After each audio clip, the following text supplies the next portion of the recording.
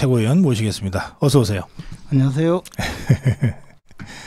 오늘이 박정희 대통령 탄신 107돌 되는 날입니다. 박근혜 대통령이 오랜만에 이제 국민들과 함께 문화제도 참석하고 그랬어요. 예. 제가 그 자리에 가지는 못했지만 예. 박근혜 전 대통령님 건강을 많이 회복하신 것 보니까 참 반가웠습니다. 그리고 사실 제가 한 번씩 말씀드린 주제인데요. 박정희 전 대통령님에 대해서는 우리 당의 그 회의실 그리고 대표실에 네. 이제 그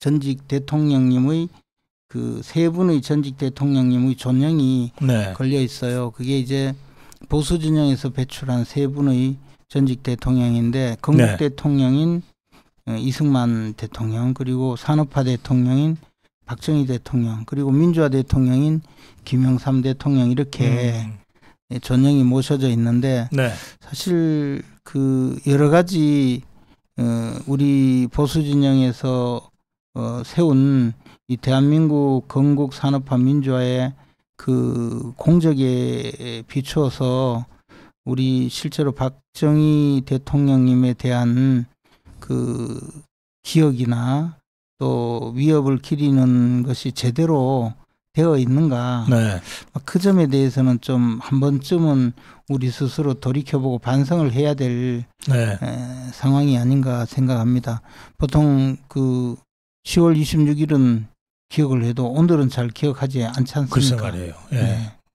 그래서 이제 좀 더 그 우리 현재 오늘날의 이 대한민국, 그리고 오늘날 우리 세대가 선진국에 살고 있다는 그런 자부심을 갖게 만들어준 대통령이 따지고 보면 박정희 전 대통령님이기 때문에 그런 자신감 또 자존감을 이제 가져야 되지 않을까 생각하고요.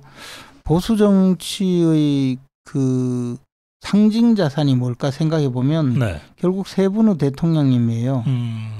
그 세 분의 대통령이 우리나라의 오늘의 모습이거든요. 건국 산업화 민주화. 다만 이제 지금 그 이후에 박근혜 전 대통령 그리고 이명박 전 대통령의 존영은 사무실 그 회의실에 걸지도 못하고 있고, 그런 과정은 당연히 그 보수 대분열로 그 초래한 탄핵 사태의 여파이지 않습니까?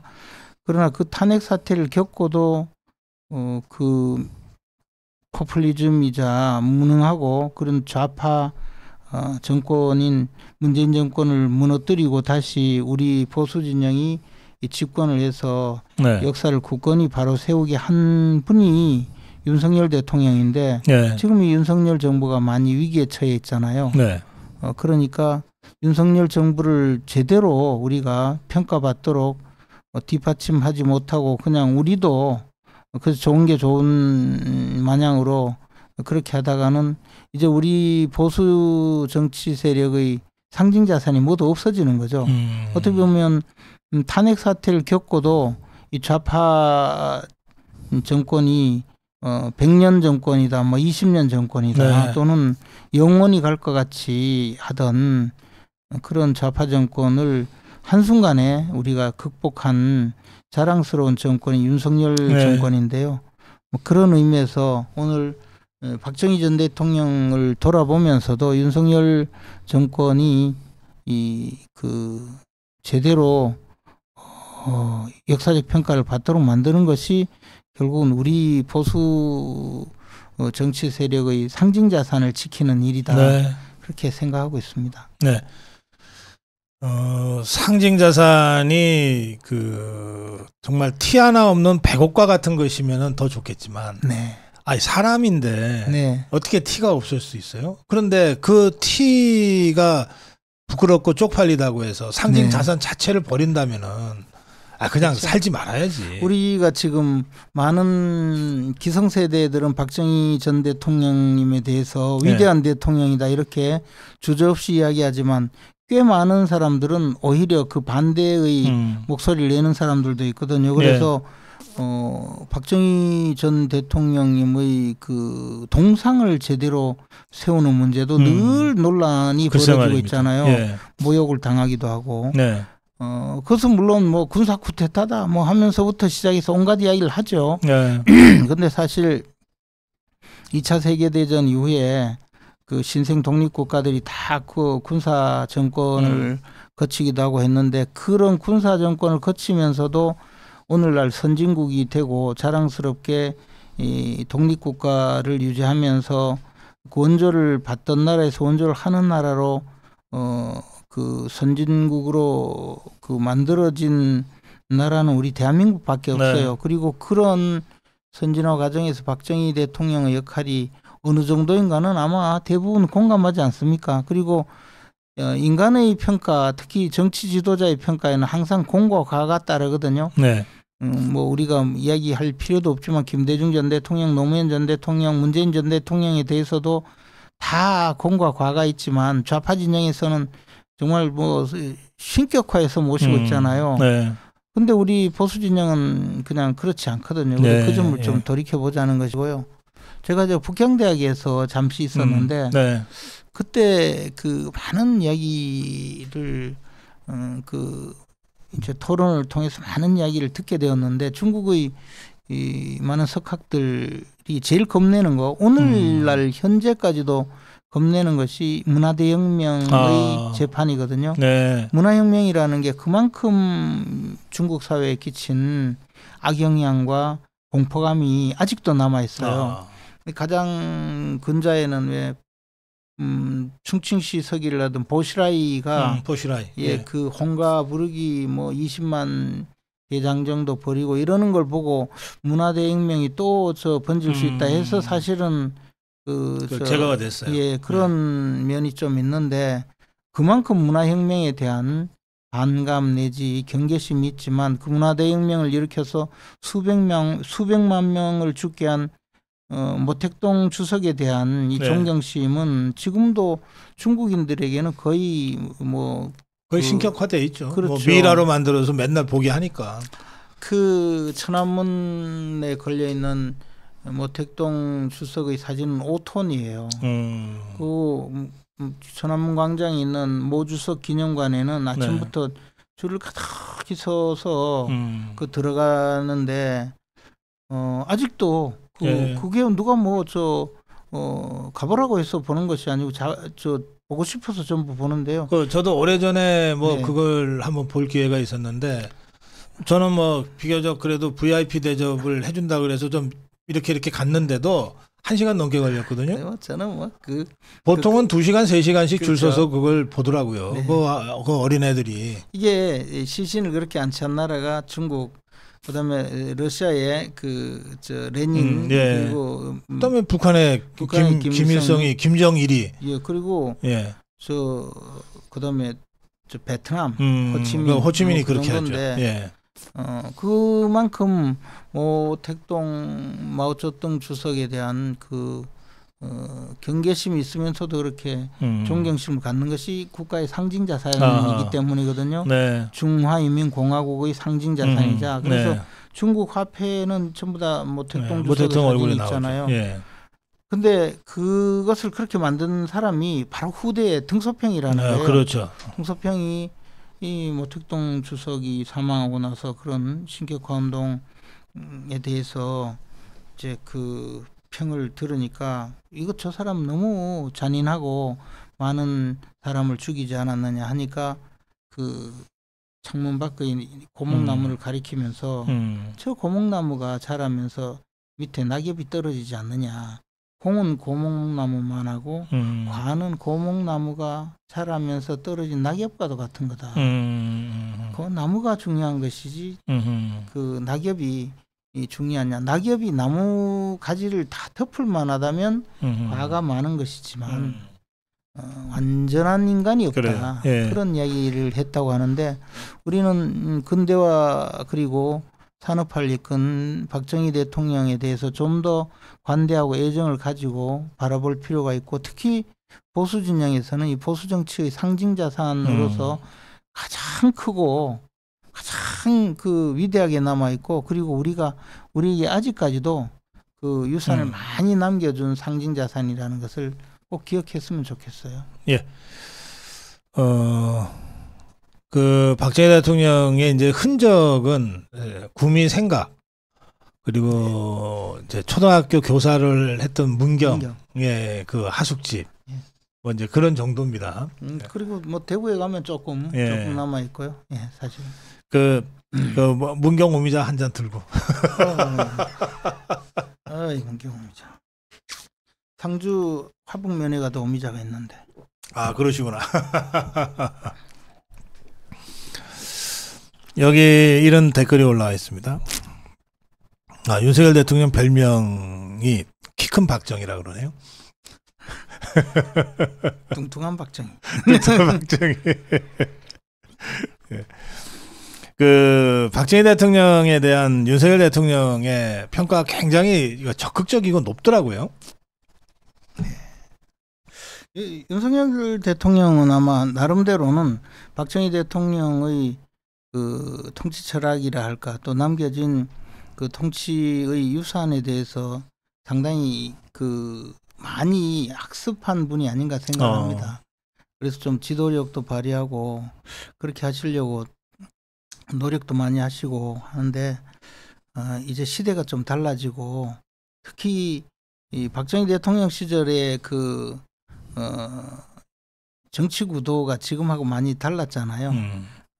지금처럼 여소야대를 넘어서서 국회를 장악하고 있는 국정 그 방해 세력들이 워낙 크기 때문에 아마 이래 극복하기 좀 어려운 상황이 아닌가 그런 생각이 듭니다. 네, 우리 전직 대통령 말씀을 좀 하신 김에 이 얘기만 하고 이제 현안으로 넘어가겠습니다. 네. 전두환 대통령이요. 네. 아직 그 사실 전두환 대통령이 회고록에서 유언으로 남긴 거는 북녘땅이 바라보이는 북향의 어느 야산에 묻어달라. 내가 죽어서도 내가 북한을 경계하고 또 통일을 위해서 한 몸 하겠다는 거 아닙니까? 그렇죠. 그걸 아직 그냥 집에서 모시고 있다는 거 아니에요. 어떻게 이건 말이 안 되는 거 아닙니까? 그러니까 이제 역사적으로 우리는 역사적으로 그 이해관계가 있는 아직까지 논란을 벌이고 있는 분에 대해서 너무 가혹하게 평가를 하고 있는 것이 아닌가 생각을 합니다. 이미 사망한 지 오래되었고 또 역사적 평가는 후대에 좀 지나서 또 내려지지 않겠습니까? 그런데 아직도 이 전두환 전 대통령에 대한 정치적인 이해관계로 전두환 전 대통령을 끝까지 좀 응징해야 자신들의 정당성이 있다고 생각하는 일부 정치 세력이 있지 않는가. 그분들이 좀 너무 강하게 이 전두환 전 대통령에 대해서 모질게 하고 있는 것 아닌가 하는 생각이 좀 들 때가 있습니다. 사실 사람이 이미 생명을 다했고 그분에 대해서 평가할 일은 있으면 이제 역사의 한 장면으로 남겨놔야 되는데 살아 있을 때 무슨 뭐 형사적으로 문제를 삼고 민사적으로 문제를 삼고 비판을 하고 비난하는 것은 그렇다 치고 돌아가신 다음에 땅에 묻지도 못하게 하는 그런 정도의 매몰찬 모습은 좀 보기가 좀 좋지 않아요. 저도 전두환 대통령이 집권할 때 대학을 다녀서 뭐 학교 다닐 때 좀 얻어맞기도 하고 그런 기억이 있어서 막 그분이 역사적으로 막 잘했다 못했다 이런 평가에 뛰어들고 싶지는 않아요. 그런데 돌아가셨으면 그리고 난 다음에는 우리가 또 굉장히 사자에 대해서는 좀 관대하잖아요. 이 점에 대해서는 좀 이제 보내줬으면 하는 마음이 좀 있습니다. 예, 김재현 최고도 그러셨지만, 예, 저도 전두환 대통령 때 그 민주화 운동을 하다가 이제 감옥을 2년을 살았어요. 제가 알고 있습니다. 네. 그러니까 저는 잠시 유치장으로.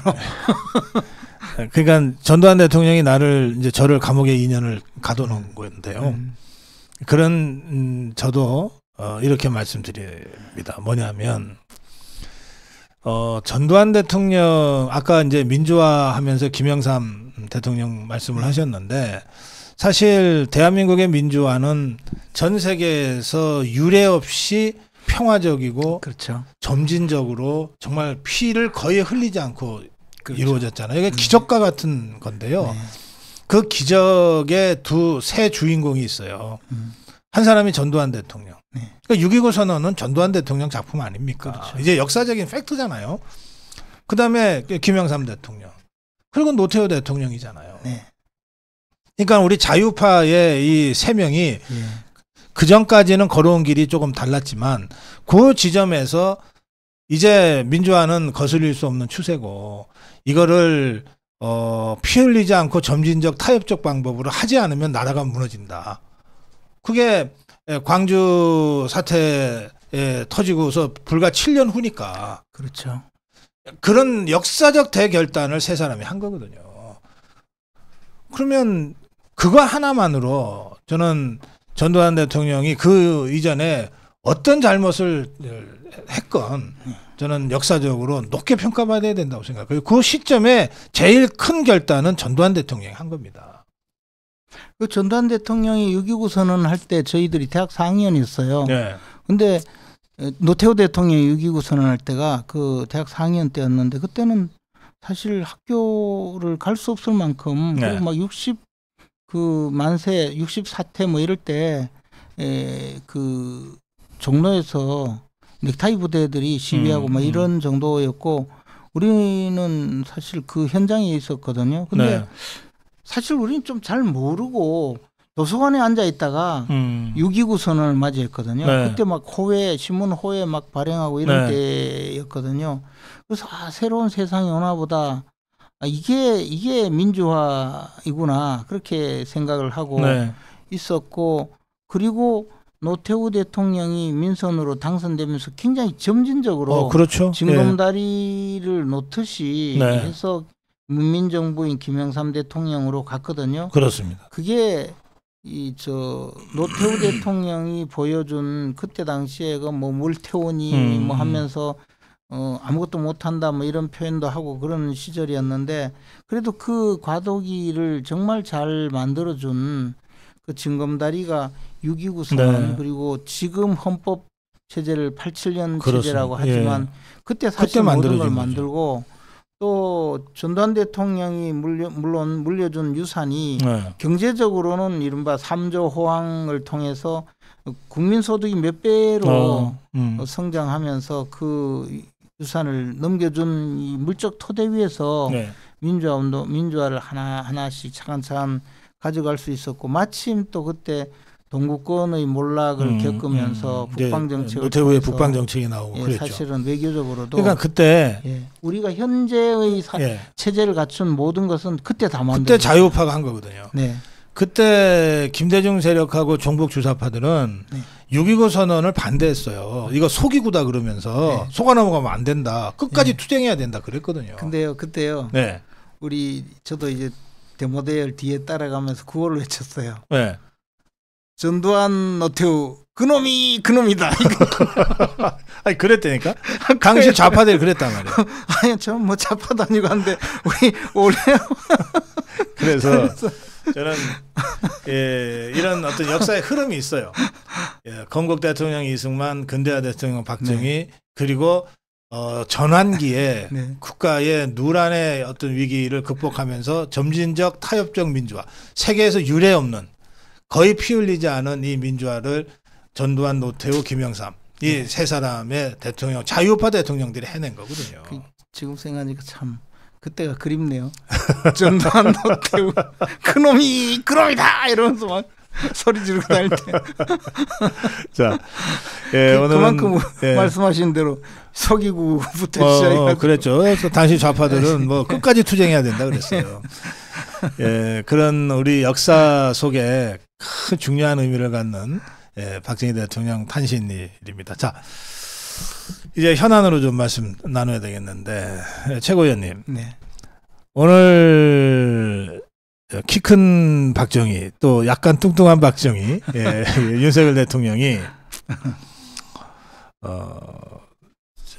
아펙 회의와 G20 회의, 우리나라에서는 굉장히 중요한 이런 다자 회의에 참석하기 위해서 순방길을 떠났는데 혼자 갔어요. 네.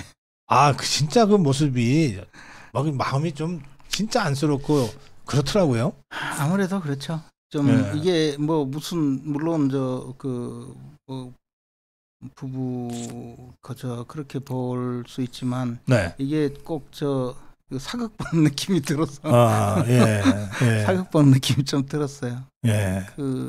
이게 또 일정한 시간이 지나면 또 우리 국민들이 좀 관대해지지 않을까 하는 생각도 했습니다. 네. 제가 그 장면을 보면서 좌파들은 원래 그러니까 6.29도 속이고라 그러면서 했던 자들이니까 뭐 더 얘기할 거 없고 제가 한동훈 일당들한테 얘기하고 싶은 거예요. 그래, 너네가 원했던 게 이런 모습이냐. 네? 그래, 대통령 혼자 순방길을 떠나보내면 그래 마음이 그 속이 시원하냐 이제. 근데 한동훈이한테 진짜 얘기하고 싶다니까요. 아이고 뭐 요즘 당내 사정이 너무 이상해서 참네죠. 예.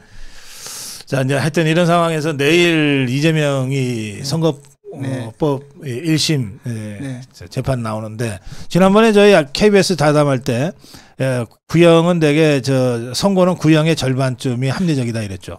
그게 보통 이제 그 오랜 세월 동안 그 법원과 검찰 간의 뭐 견제 관계도 있지만 이 형사 사건을 처리하는데 보는 시각이 다소 다르다 보니까 구형과 선고형이 조금 다른 건 사실이거든요.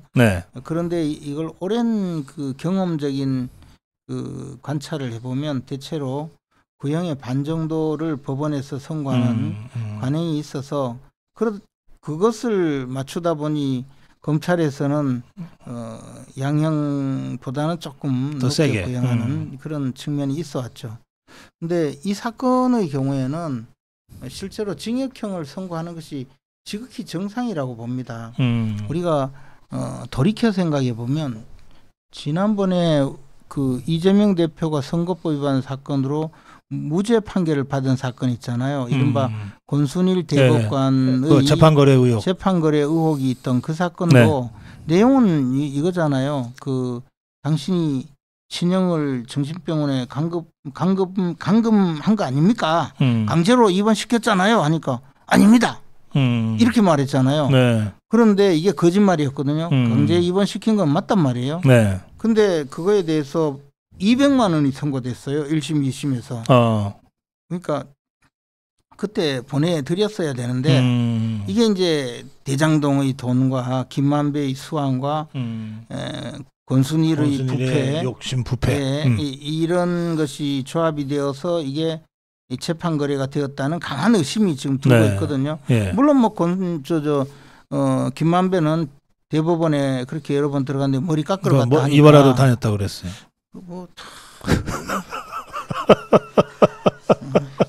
법원에 가서 법원에 가서 오줌도 누기 싫던데 저는. 근데 뭐 하여튼 그런 분들의 뭐 그 입만 열면 거짓말하는 사람들이 있으니까. 근데 그 사건을 생각해 보면요, 그 무죄 판결의 취지도 이거예요. 적극적으로 거짓말을 한 게 아니고 질문하니까 응급결에 보호 본능 때문에 아니요 결과적으로 거짓말하게 됐다. 그래서 이거는 뭐 그 정도는 거짓말이긴 하지만 봐줘야 되지 않느냐 이런 취지였거든요. 그런데도 1심, 2심에서는 유죄로 판결하고 200만 원 선고를 했잖아요. 그런데 지금 이번 사건은 그거하고는 차원이 다르다 이 말입니다. 그때 진영 그 강제 입원 사건은 이미 많이 알려져 있어서 거짓말을 해도 뭐 크게 영향이 없었지만 이 김문기 씨를 모른다라고 했던 그 사건은 사실 대장동 사건의 가장 핵심적인 쟁점이었고 네. 대선의 가장 쟁점이었는데 거기서 김문기 씨에 대해서 더군다나 불행한 선택을 한 분이고 그게 얼마나 큰 파장이 있는 사건이었습니까? 그리고 또 그때 이미 우리 캠프에서 제시한 내용이 뭔 소리 하느냐 당신 뉴질랜드 같이 가서 골프도 치고 무슨 그 나무를 둘러싸고 뭐 이렇게 하고 말이야. 그리고 저 카트 타고 가고 그랬는데 그 이분이 나는 저 사람 모른다. 김문기 씨 모른다. 성남시청 근무할 때는 하급 직원이라서 나는 그런 사람 잘 모른다 이거 아닙니까? 근데 그 사람이 하급 직원도 아니고 그 대장동의 모든 그 설계 기획을 해서 결제를 받으러 왔던 사람이잖아요. 그러니까 이거는 그때 당시 대선 표심에 가장 큰 영향을 미치는 중요한 사건인데 거기에서 네. 모른다고 하는 사안은 굉장히 중요한 사건이에요. 물론 그게 뭐 인식이 과연 인식이냐 이것을 두고 허위사실 공표의 행위에 해당되느냐 이런 주장인데 그거는 과거에 그 많은 교육 행위를 전체 부정한 거기 때문에 네. 그것을 가지고 거짓말을 법조문에 해당되지 않는다고 주장하면 그것도 잘못이죠. 그래서 저는 그게 무죄 가능성은 전혀 없다고 보고 법리적으로 그리고 이 사람은 또 지난번 200만 원 선고될 때보다는 그 훨씬 이 전과도 많고 또 아까 말씀드린 듯이 이게 워낙 중하고 거기다 그때는 소극적으로 했는데 이건 막 적극적으로 막 떠들었어요. 막 그리고 또 한 건이 아니고 또 백현동 사건 이거는 종상향을 4등급을 1급 1종에서 4종으로 수직 상승을 시켰는데 그것도 또 박근혜 국토부에서 협박을 해서 직무유기로 구속시킬 것 같아서 어거지로 해줬다 뭐 이래 주장을 했는데 이것도요 자기가 물론 경기도지사로 그냥 남아 있었으니까 국정감사를 하긴 했겠지만 그때 사실 국정감사 지가 안 해도 됐어요. 안 해도 됐고요. 예, 도지사 그만두고 이미 대선 후보였기 때문에 도지사를 또 그만두려니까 벅하가 또 그게 아까워서. 벅하가 또 아까워서. 네. 며칠이라도 또 써야 되니까. 심장이 털난 사람들은 그런 게 아까워요. 근데 하여튼 그래서 적극적으로 그것도 막 떠들었잖아요. 막 여러 번. 이 적극적으로 그 발언을 했는데다가 한 건도 아니고 2건이죠. 그리고 득표에 가장 결정적인 영향을 미치는 사건이었죠. 그리고 전과가 많잖아요. 전과도 많죠. 이런 사람은 아주 중형을 선고하게 돼 있어요. 네. 이걸 벌금형으로 할 수가 없어요, 판사님들이. 예. 제가 보기에. 근데 이제 또 마음 약한 판사, 이 워낙 센 사람이 지금 해서 막 지금 100만 장 넘는 탄원서도 내죠. 막 밖에서는 시위를 하죠. 떠들죠. 그리고 또 판사들 연수가라고 예산을 25억인가 막 올려줬어요 이번에. 올려주고 뭐 하여튼 막 또 이렇게 그 한쪽으로는 판사가 고민스러워서 진짜 아주 막 좀 좌파 판사들은 마구 판결문 써서 판결하듯이 그래 되면 야 이거는 대가리 나쁘면 모를 수도 있지 기억 안 날 수도 있지 뭘 그래 판결문이 그래 쓸 수 있을 거예요. 이재명 피고인은 안면 인식 장애가 있다고 주장하는 바 이를 뒤집어 엎을 증거가 없다. 왜냐하면 이재명은 사람을 모르기 때문에 모른다고 하니까. 그리고 사진을 보니 카메라만 봤지 서로 얼굴을 받지 않다는 데 대해서 그것도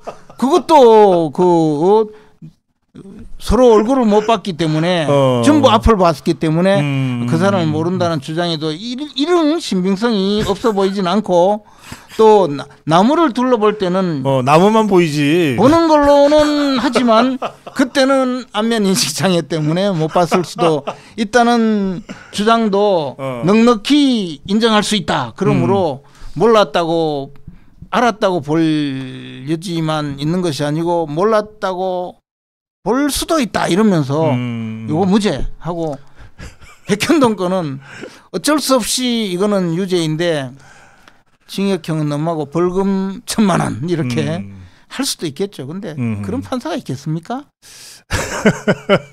알겠습니다. 그런 판사 없어요. 네. 전 징역 1년.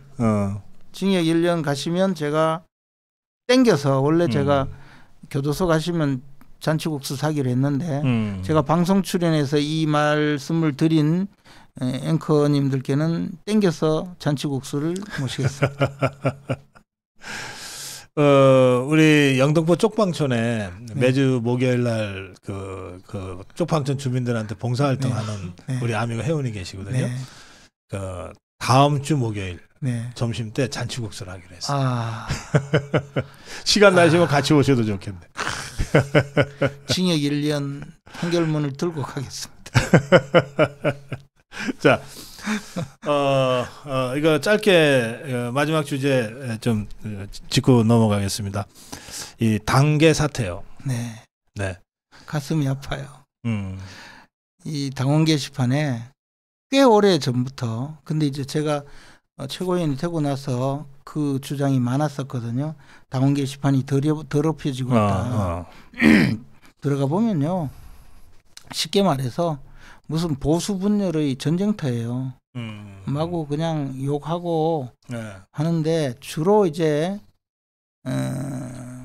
윤석열 대통령과 김건희 여사를 공격하는 글이 수없이 많은데 이게 이 내용을 그냥 뭐 아니 비난할 수 있죠. 자유롭게 할 수 있잖아요. 제가 누구를 비난했다고 하는 것이 아니고 이게 왜 우리 당원들이 당원 게시판에 와서 이 짓을 하느냐는 거거든요. 그런데 그렇게 쓰는 당원들의 그 글을 보면 이 사람이 우리 당의 정강 정책을 동의하고 우리 당의 그 당원들과 정견을 같이 하는 사람이라고 보기가 좀 어려운 것 아닌가. 뭐 주로 이제 윤석열은 자진 탈당하기를 조져야 할 1번 타겟 조정은 찢한테 차기 대통령 약속 윤석열 정체가 뭘까요? 조정은 더러운 인간성. 찢한테 굽실거리고 당원들은 배신이 더 괜찮다는 윤. 한동훈이 했던 말들이 다 이해된다. 범죄 마누라 살리려고 당과 당원을 팔아먹었음 찢한테. 부부 안전만 보장해주면 뭐든 바치는 윤석열. 이래가지고부터 시작해가지고 뭐 김건희는 개목줄 채워서 뭐 가두나라. 김건희 하나만 없어지면 다 괜찮아진다. 진보의 오야봉 무당 김건희는 그만 사라져라. 뭐 하여튼 쭉 이런 정도로 그 댓글들을 보면 네. 이거는 아무리 좋게 보려고 그래도 국민의힘 진짜 당원이 썼을 리가 없다. 지금 그렇게 생각하시는 거죠. 그래서 이거는 이제 정상적인 당원이 아니라는 거죠. 제 이야기는.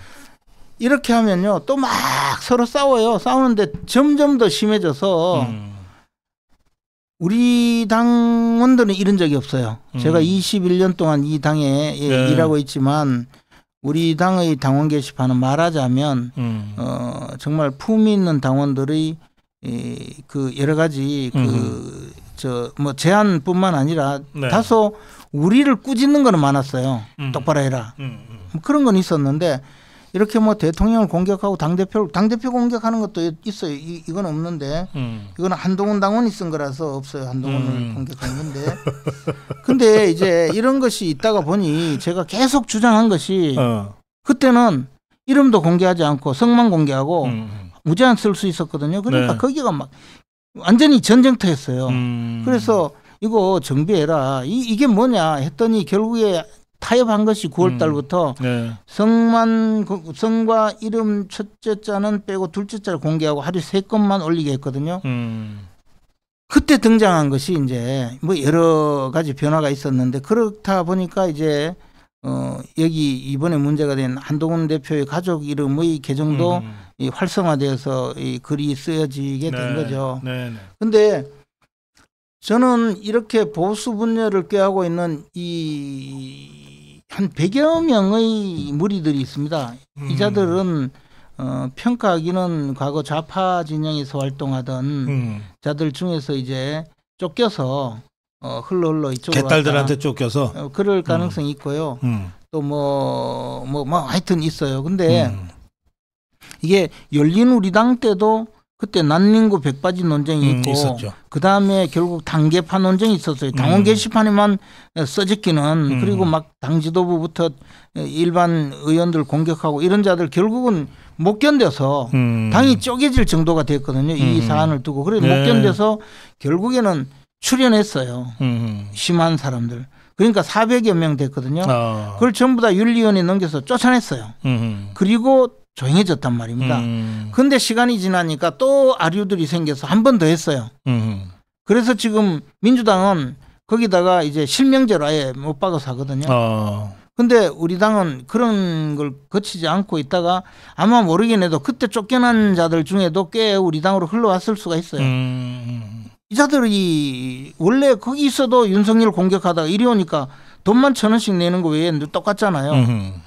그런 경우가 있는 것으로 보여서 제가 이거 속아내자 이거 그래요. 계속 했는데 그 사태 중에 일이 터진 겁니다. 그냥 저는 그래서 이번에 한동훈 대표가 본인이 올린 글이 아니라고 하니까 더 편안하게 제가 주장하죠. 한동훈 당원 이 글을 올린 한동훈 대표님이 아닌 한동훈 당원 포함해서 이 보수 진영에 잠입한 보수를 분열시키기 위해서 잠입한 간첩들, 이 욕쟁이 가짜 당원들, 이 자들은 색출해서 쫓아내야 된다고 생각해요. 그렇지 않으면 이게 해결이 안 됩니다. 기자들이 한동훈이는 지는 지가 안 썼다고 또는 한동훈은 안 했다고 한동훈 측근들이 얘기하니까 기자들이 그 다음을 물어봤어요. 그러면 그 가족 이름으로 돼 있는 나머지 7명 있잖아요. 고맙습니다 하고 갔어요. 그러니까. 왜 그렇게 물어주니까 고맙다는 거죠. 근데 이제 이 문제는 사실 한동훈 대표가 계속 이렇게 끌고 갈 수가 없어요. 계속 뭉개고 갈 수가 있겠나요? 왜냐하면 이게 내용도 내용이지만 당대표 또는 당대표의 가족들이 맞다면 이게 이제 해명을 하지 않으면 자꾸 맞는 것으로 가잖아요. 그렇죠. 예. 그러면 맞다면 이것은 가해질 도덕적 윤리적 지명상은 차치하고라도 이거는 범죄가 될 수 있잖아요. 여러모로. 근데 그 점을 인식하셔야 되고 또 하나는 이게 내용이 설사 범죄 구성이 되지 않는 내용이 일부 들어있다 하더라도 그 내용만 봐도 뒤에서 당대표께서 이렇게 한다면 제가 뒤에서 박사님 험담하다가 걸리면 얼마나 부끄러워요. 다시는 얼굴 못 들잖아요. 저 험담 안 해요. 그렇잖아요. 내가 김재현이 고성국 험담한다는 얘기는 아직 들은 적이 없습니다. 예. 근데 또 알 수가 없잖아요. 험담을 했는데 아니 전에 들으면 그래도 그놈 왜 그러나 이럴 수 있는데 옆방에서 밥 먹다가 들었는데 이거 고성국 박사 말이야 요즘 목소리만 크고 말이야 나한테 잘 아니죠 뭐 이러면서 예를 들어 이래 험담을 들었어요. 이놈 봐라 이럴 때 되잖아요. 근데 이건 그거보다 훨씬 나쁘잖아요. 그렇죠. 네. 그것도 당대표께서 그래서 그런 의혹을 받으시면 안 돼요. 근데 이걸 그냥 뭉개고 무슨 개인정보 어쩌고 하는데 내가 너무 가소로워서 요즘. 그래서 제가 방송에 나가서 참 요즘 보니까 하는 짓이 안타깝고 처량하고 구차하고 참 그렇다고 왜 그런 소리를 하는 거예요. 정당법에 무슨 당원 보호 규정 정당법의 당원 보호 규정은 어떤 거냐면 옛날에는요. 야당 당원을 하면 세무조사도 들어오고 옛날에 다 그렇잖아요. 그렇지. 지금도 겁내는 사람 아직도 있어요. 그래서 당원 명부는 압수수색할 때도 몸으로 막는 거잖아. 악용될까봐. 예, 그런 거고. 그다음에 당원 명부가 우리 당 당원이라는 이름으로 당원들이 혹시 불이익 받을까봐 하는 그 심리가 있기 때문에 당원 명부를 보호해 주는 거지. 그렇지. 외부의 세력에 의해 당내에서 지금 조사하라는데 이거 못 열어봐. 아니 그러면 명태균이가 무슨 일반 당원이기 때문에 당무감사하겠다. 김대현하면은 탈당하더라도 당무감사하겠다. 그런 소리는 왜 해요? 아이고 참 정말. 나 그거 보면 좀 안 됐어요. 그런 소리는 차라리 좀 알려고 하지 마. 나 씨. 뭐 이런 거 그냥 좀 넘어갑시다. 차라리 그러면 오히려.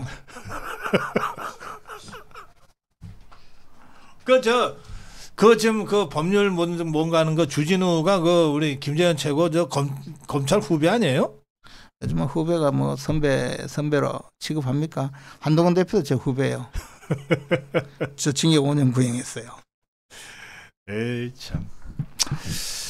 예. 근데 뭐 그거는 뭐 사실 웃음 끝에 하는 이야기고, 주진우 의원께서 상당히 분별력이 있는 분이라서 제가 예. 참고로 말씀드리면 어제 발표한 내용이 있어요. 예. 어제 발표한 내용이 약간 의미심장해요. 이렇게 하여튼 네. 정당법이고 뭐 개인정보고 어쩌고 저쩌고 하면서 그래서 함부로 보여줄 수는 없다. 그러나 허위사실 공표한 사람은 당신이 허위사실이 맞다. 시간을 줄 테니까 내일까지 시정해라. 시정하지 않으면 고발 수사 의뢰할 대상자를 분리해서 수사 의뢰를 검토하겠다. 이렇게 한 거예요. 제가 느낌은 주진우 의원이 뭔가 알고 있는 거 아닌가. 함부로 고발이나 수사 의뢰했다가 무고로 역고발을 당하면 그게 골치 아플까 봐. 그러니까 수사 의뢰는 법적인 행위는 아니라고 그러던데. 근데 사실은요. 그건 다 하는 소리고, 수사 의뢰나 고발이나 진정이나 예. 상대방을 뻔히 사실이 아닌 걸 알면서 처벌받게 하려고 그렇게 고발이나 수사 의뢰나 무슨 고소나 진정이나 다 무고죠. 다 무고죠. 본질적으로 다 무고죠. 무슨 자꾸 야가 빠진 소리를 하는데 이제 수사 의뢰라는 거는 주로 기관이 기관과 기관 사이에. 그렇죠. 기관에서 선관위가 검찰에다가 감사원이 그렇죠. 검찰에다가 그게 그렇죠. 수사 의뢰예요. 그렇죠. 근데 고발을 하지 못하는 것 자체가 뭔가 그것도 자신이 없는 건가? 자신이 없을 수밖에 없어요. 한동훈 대표님한테 가족이 쓰신 건가요? 그러니까 고맙습니다 하고 갔을 거 아니에요. 더 이상 못 물어보지.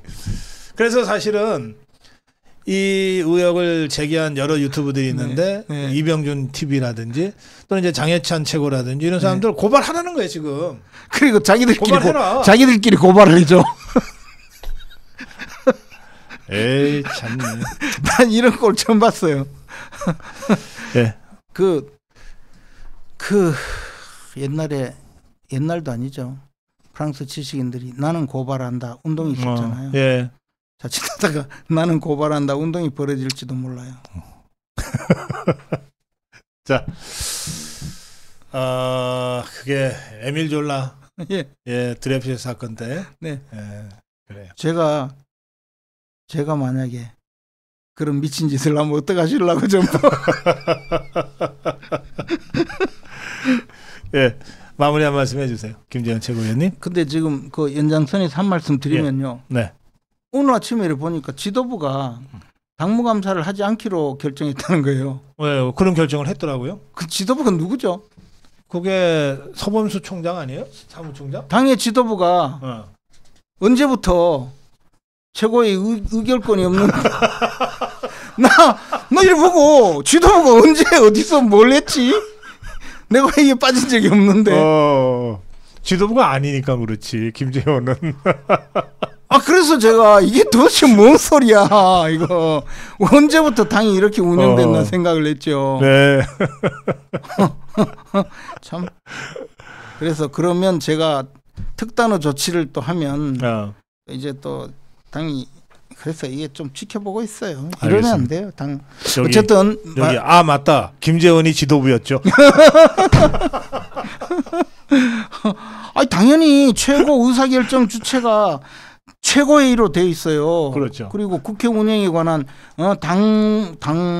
당론을 결정하는 최고 의사결정 기구는 의원총회고요. 네. 근데 무슨 아유 정말. 하여튼 좀 마치겠습니다. 고맙습니다. 고맙습니다. 예.